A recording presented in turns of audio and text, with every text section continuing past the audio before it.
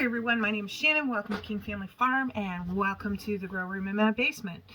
So yesterday, a girlfriend and I went down to Fredericton and we visited Scott's greenhouses. If you haven't done it yet, I highly recommend it.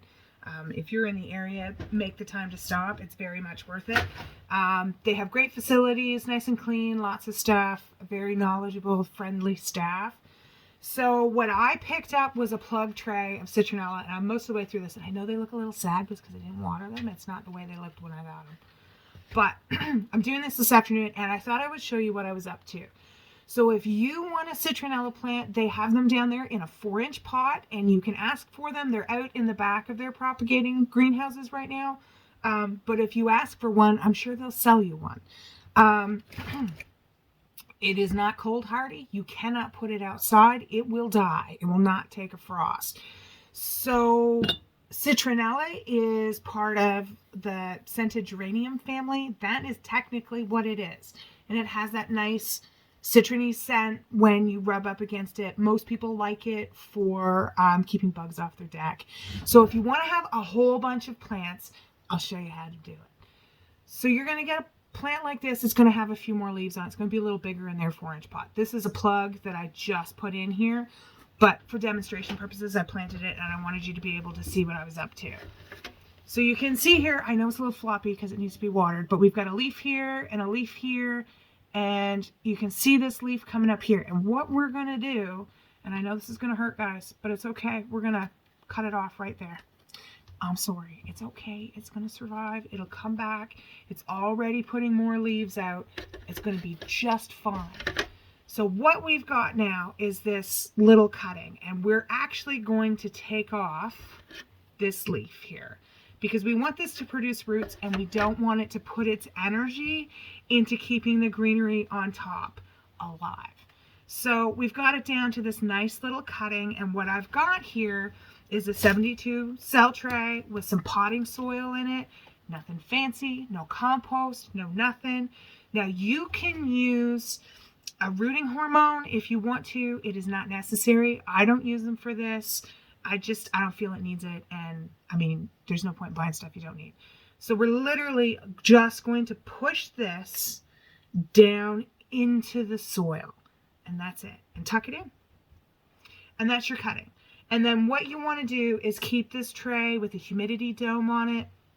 You want to keep it warm and moist with bright indirect light. You don't want to put this in full sun because it's a little too hard on it. We've stressed it out, right?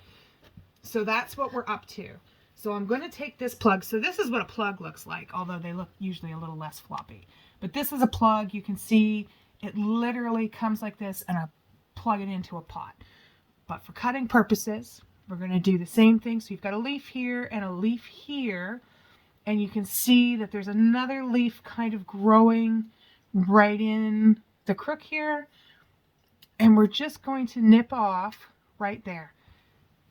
And I'm going to put this in a pot, the cutting itself, or the plug itself, and then we've got this cutting.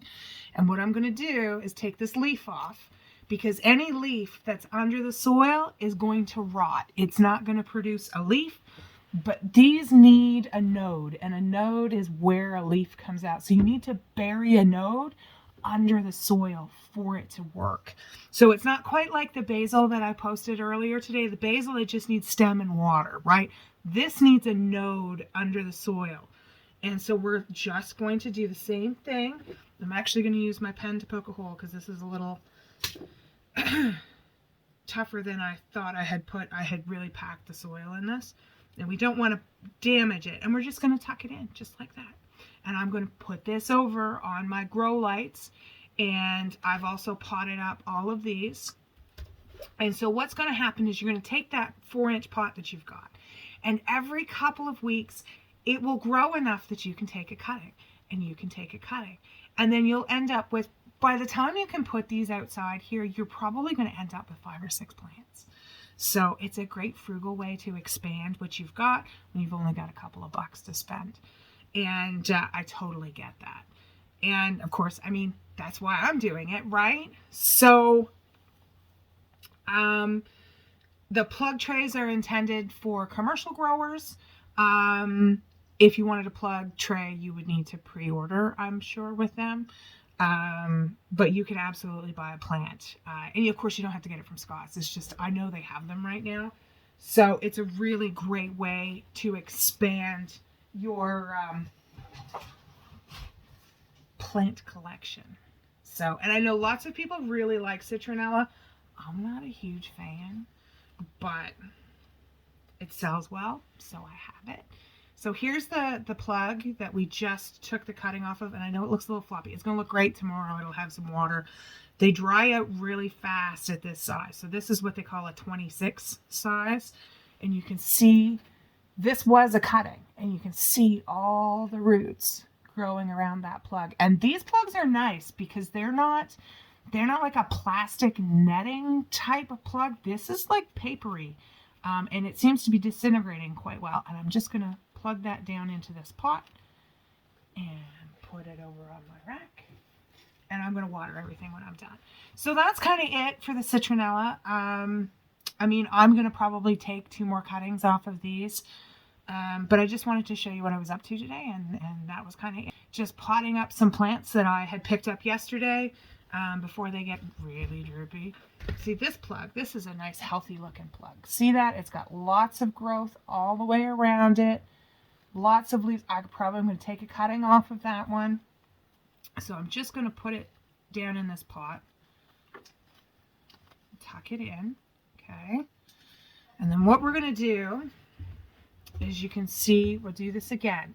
So you've got a leaf down here, and you've got a leaf here, and a leaf here, and a leaf here. And I'm actually going to cut it right there. I know, it's okay. Talk nicely to your plants, it'll be okay. And then we're going to get rid of this lower leaf here because we want to put that node under the soil. So I'm just going to get rid of that, because we don't want the plant to be fighting to keep this alive when we want it to producing roots.